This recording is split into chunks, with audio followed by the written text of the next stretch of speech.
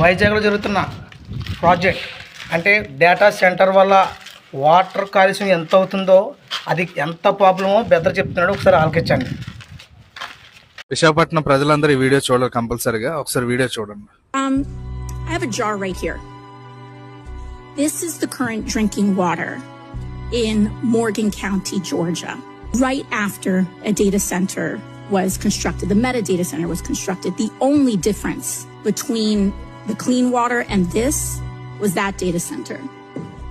I have another one as well. So this wasn't just one well. These wasn't just one family's situation. This is what the drinking water now looks like next to that data center. And I think both of us can agree that neither one of these things are drinkable.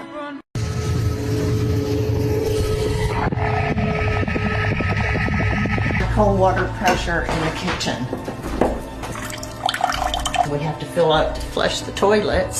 So you can see the sediment from the data center. విశాఖపట్నంకి data సెంటర్లు వస్తున్నాయి. అది మంచిగా